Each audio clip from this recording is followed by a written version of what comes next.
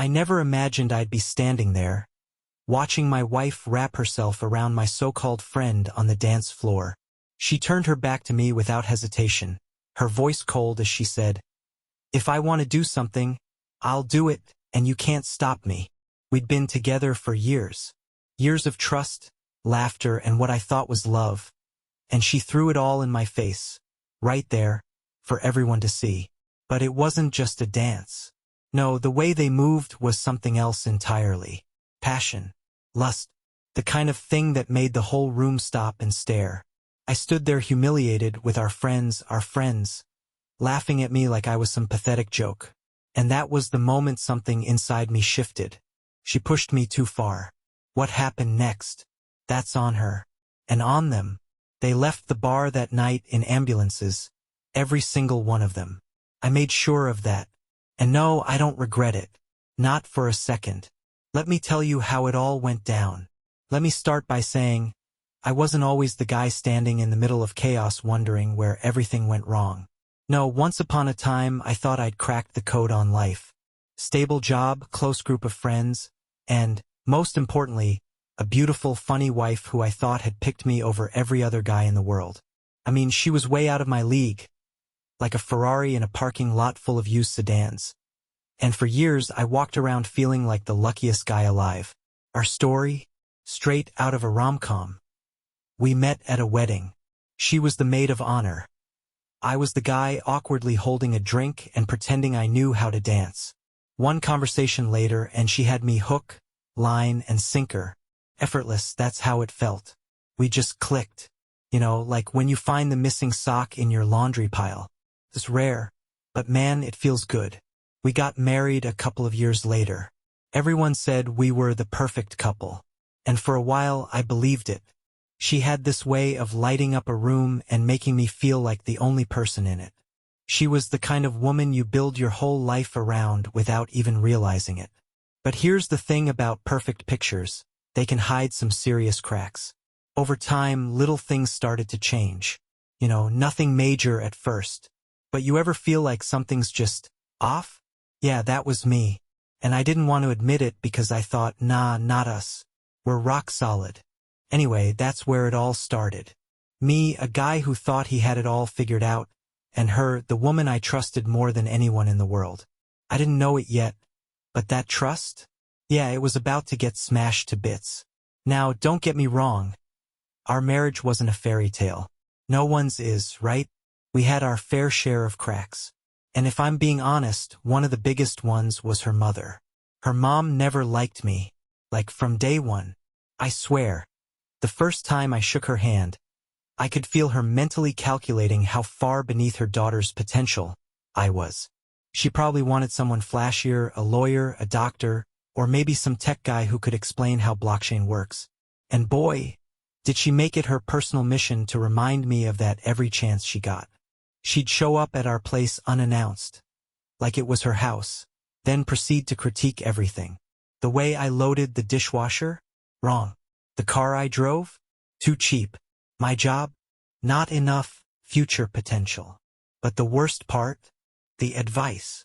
Oh, she loved to give advice. How we should spend our money. How my wife should dress. Once, she even said I should find a way to lose 5 pounds. It's better for longevity. I mean, what do you even say to that? Now, my wife, she always defended her mom. She's just looking out for us, she'd say. Or, you know how she is. She doesn't mean it. Sure, she didn't mean it. And I didn't mean to imagine throwing her carefully curated throw pillows off my balcony every time she came over. I tolerated it, though, for years. Because, hey, that's what you do when you love someone, right? You put up with the in-law from hell and tell yourself it's fine.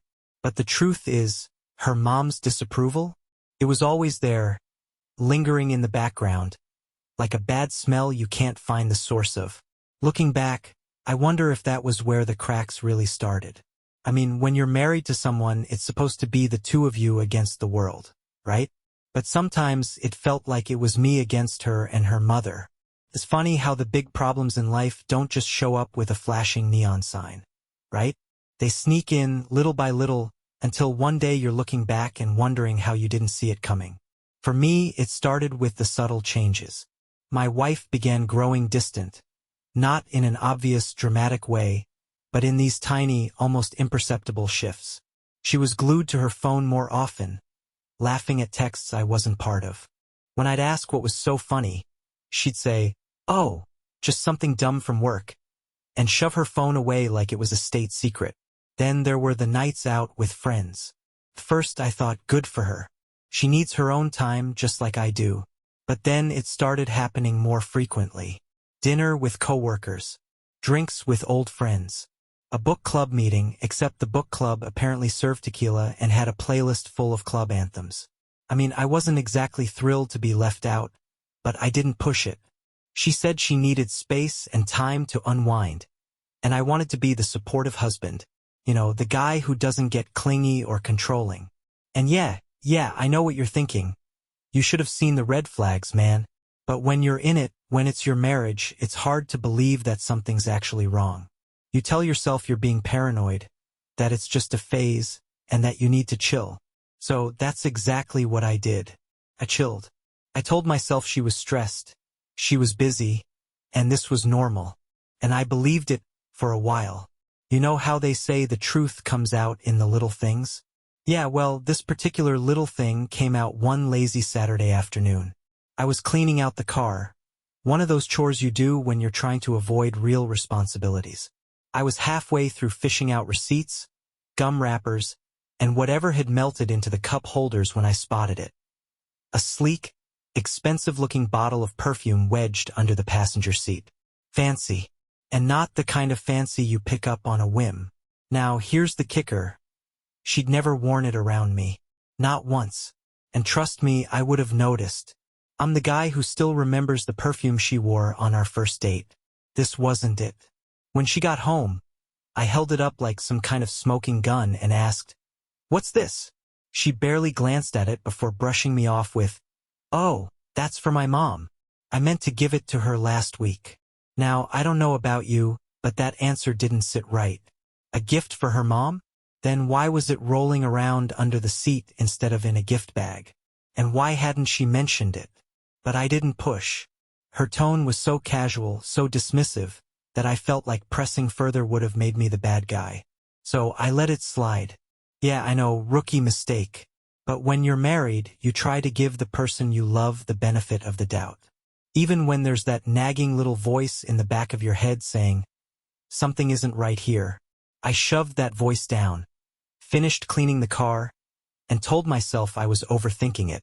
But the thing about a nagging voice, it doesn't stay quiet for long. It happened on one of those rare nights when she actually stayed home. She was in the kitchen cooking dinner. A simple pasta dish, nothing fancy. And her phone was sitting on the counter, buzzing away like an over-caffeinated bee. I wouldn't have thought twice about it, except the name on the screen caught my attention. It wasn't some random coworker or a group chat. No, it was one of our mutual friends.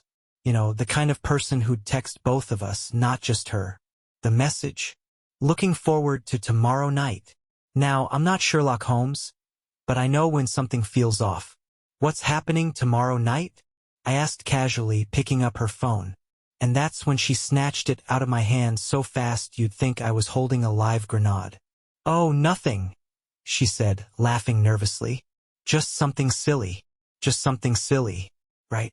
Because something silly totally explains why her face turned redder than the marinara sauce she was stirring. I stood there for a second, trying to decide whether to push or let it go. Eventually, I shrugged and mumbled something like, "Okay, if you say so." But inside, my brain was doing somersaults. The thing is, it wasn't just the message. It was the way she reacted, the nervous laugh, the quick snatch of the phone, the way she suddenly became very focused on chopping basil like her life depended on it. And yeah, I know what you're thinking. Why didn't you press her right then and there? Well, because that's not how it works when you're in it. When it's your marriage, you don't want to believe that the person you love is hiding something. You want to give them the benefit of the doubt. So, I did what I'd done every other time something felt wrong. I convinced myself it was nothing. But deep down, I knew better. Sometimes, the universe sends you the truth wrapped in the most unexpected packaging. For me, it came in the form of a coworker, a quiet guy named Dave who worked in the cubicle next to mine. We weren't exactly close, but we exchanged the usual pleasantries, cracked a few jokes about work, that kind of thing.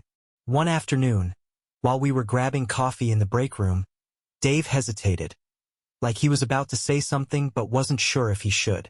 "Hey," he started, awkwardly stirring his coffee. "This might not be my business, but I thought you'd want to know." Now, that's not exactly a comforting way to begin a conversation. "What's up?" I asked, trying to sound casual while my stomach quietly tied itself in knots. Dave told me he'd been at a cafe over the weekend and saw my wife. Only, she wasn't alone.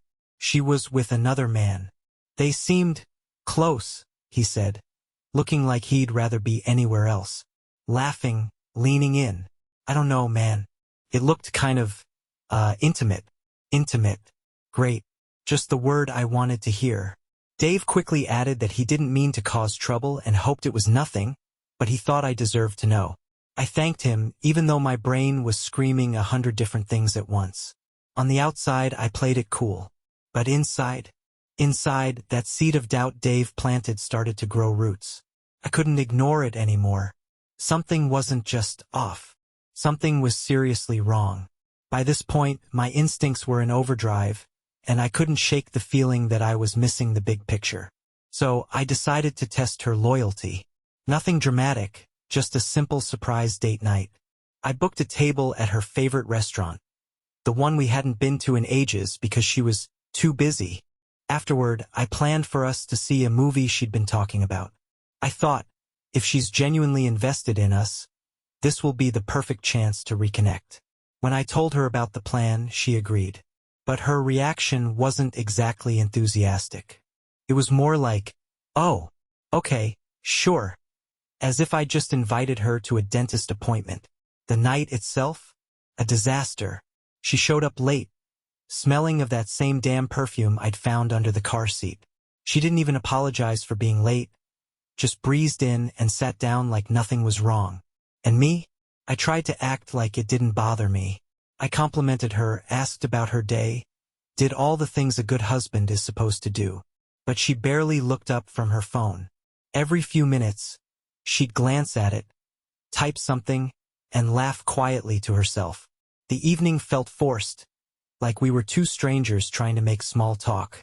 By the time we got to the movie, I'd stopped trying altogether. I sat in the dark theater watching the screen, but all I could think about was how far we drifted, and how much of it was her choice. That night wasn't just a failed date. It was confirmation. Whatever was happening, she wasn't even trying to hide it anymore. You know those nights when everything is too quiet? The kind where even the hum of the fridge feels loud? It was one of those nights. I was in bed, half asleep, when I heard her voice coming from the living room. At first, I thought she was watching TV, but then I realized it was a hushed, urgent tone. Definitely not sitcom dialogue. I crept to the bedroom door, listening as her words floated down the hallway. "We have to keep this discreet. He can't know." My heart stopped. He can't know? Who was he? I moved closer, careful not to make a sound. "No, not tomorrow," she continued. "He's home. Maybe next week." I stood there frozen, my stomach sinking like I just stepped into quicksand. I didn't need to hear anything else. The reality I'd been avoiding slapped me square in the face. My wife wasn't just distant. She was hiding something. And not just something. Someone. I quietly stepped back, not wanting her to know I'd heard. I wasn't ready to confront her yet. Instead, I lay awake for hours, replaying the conversation in my head. I kept telling myself there had to be another explanation, but the truth was already clear. I just didn't want to admit it. The next morning, I couldn't hold it in any longer. As she sipped her coffee, scrolling through her phone like she didn't have a care in the world, I blurted it out. "Who were you talking to last night?" Her head snapped up, her face a mix of surprise and annoyance. "What are you talking about?" "I heard you," I said, trying to keep my voice steady. "You were in the living room. You said, 'He can't know.'" "Who's he?" For a moment, she just stared at me, caught off guard. But then she rolled her eyes and said, "Oh my God, you're being ridiculous." Ridiculous, right? Because catching your wife whispering on the phone about keeping secrets is totally something to laugh off. She accused me of being paranoid, controlling, and even jealous. She said it was just a private conversation about work, and I was blowing things out of proportion. But her tone, sharp, dismissive, and completely unapologetic, hit me harder than the words themselves. There wasn't even a flicker of guilt. No attempt to reassure me, no effort to calm my fears. Just pure deflection. That's when it clicked. She wasn't just lying. She didn't care that I knew she was lying. I wanted to argue, to push her until she cracked. But something inside me stopped. Fighting wouldn't fix this. Whatever we had, it was already broken. I nodded, let out a dry laugh and said, "Okay, you're right. Maybe I'm overthinking it." Then I walked out of the room. Because while she thought she'd just shut me down, I was already planning my next move. When you've been humiliated, when someone you trust has stomped all over your heart, it does something to you. The anger isn't loud or fiery, at least not at first. It's quiet, cold, calculated. And in my case, it became the driving force behind the plan that would change everything. It all started late one night while she was sleeping. I lay awake, staring at the ceiling, replaying every lie, every excuse, every glance at her phone that she'd tried to hide. My heart wasn't pounding anymore. No, that part was over. What replaced it was this eerie calm, like I'd stepped outside myself and was now just a spectator. Her phone was on the nightstand, charging, as always. I knew she'd never expect me to look through it. After all, we were supposed to trust each other. But trust had been out the window for a long time, hadn't it? I waited until her breathing was steady and deep, that unmistakable rhythm of sleep. Slowly, carefully, I reached over, my fingers brushing against the cool surface of her phone. It lit up as I pressed it, the lock screen glaring back at me. Locked. But of course I knew the passcode. Why wouldn't I? We were married. The moment I unlocked it, I felt like I'd opened Pandora's box. At first, I scrolled cautiously, feeling like some part of me still hoped I'd find nothing. But hope is a cruel thing when you already know the truth. And there it was, a thread of messages with one of our mutual friends, the guy who was always just a little too eager to pour her drinks at group gatherings, who laughed just a little too hard at her jokes. He wasn't even trying to be subtle. And neither was she. The messages weren't just flirtatious. They were explicit, graphic, stuff I wouldn't even say to her after a few drinks, let alone type out in black and white. And the photos? Let's just say there are some things you can't unsee. I didn't flinch. I didn't feel a pang in my chest or tears welling up in my eyes. No, I was past all that. Instead, I quietly took screenshots of everything. The messages, the photos, even the timestamps. I saved them to a secure folder on my own phone. I wasn't just gathering evidence, I was building a case. Over the next few days, I became a different version of myself. I observed more closely, paid attention to details I'd ignored before. The way her phone was always tilted away from me when she texted. The excuses about meeting friends for drinks when she barely touched her own wine at home. I even started watching him. At gatherings, I caught the way his eyes lingered on her just a second too long. The smirks they exchanged when they thought no one was looking. It was all so obvious now, like finding the corner pieces of a jigsaw puzzle that finally made the rest of the picture come together. But I didn't confront her. Not yet. Confrontation would be too easy, too satisfying for her. Instead, I played the part of the clueless husband. I smiled at her jokes, poured her coffee, and nodded sympathetically when she complained about how tiring work was. She had no idea what I'd found, and that ignorance was my greatest weapon. The plan wasn't just about revenge. It was about precision. I wasn't going to shout or throw things or demand answers. No, I was going to dismantle her little fantasy world piece by piece. Slowly, methodically, and when it all fell apart, she wouldn't just lose me. She'd lose everything. It all came to a head at the bar, our usual spot, the place where we used to share drinks and laugh with our friends. back when I still believed they were our friends. That night, I wasn't just there to hang out. I was there to watch, to observe, to confirm the last pieces of a puzzle that had already painted a clear enough picture. She was in rare form that evening. From the moment we walked in, she was all smiles, her laugh louder than usual, her body language practically glowing with confidence. She barely glanced at me, too busy working the room. And then he showed up. Hello. The same guy who'd been lurking in my life for months, pretending to be my friend while sneaking around with my wife. He walked in like he owned the place, gave her a little nod, and suddenly the air between them was electric. At first, it was subtle. A few stolen glances, a touch on the arm as they talked. I sat at the edge of the group, nursing my drink and trying to act like I wasn't dying inside. But as the night went on, they stopped pretending.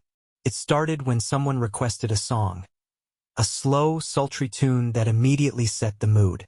She got up, turned to me for a split second, and said, "I'm going to dance." "Sure," I replied, trying to keep my voice steady. But instead of reaching for my hand, she walked straight to him. And that's when it happened. Right there, in front of everyone, my wife and her lover stepped onto the dance floor.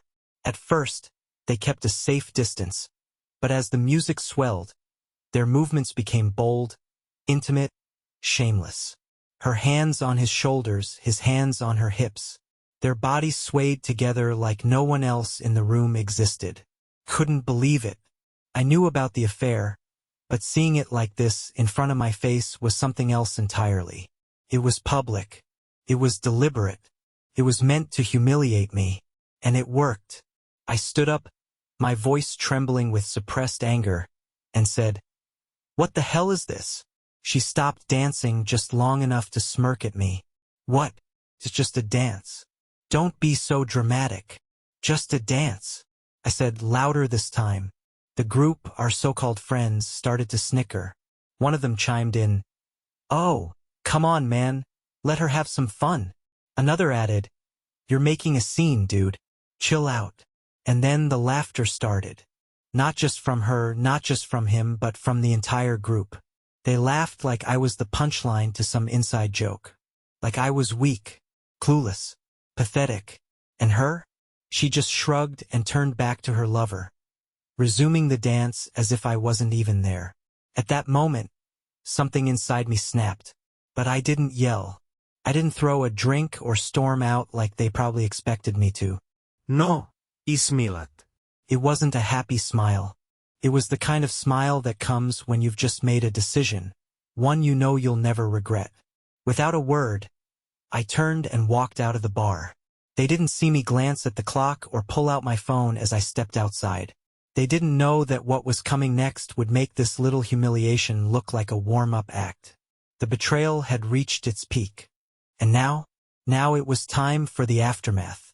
A few minutes after I stepped outside, the laughter from inside the bar was still ringing in my ears. But then something changed. The muffled sounds of laughter and music started to shift. First to confusion, then to panic. I lingered near the door, leaning casually against the wall like I didn't have a care in the world.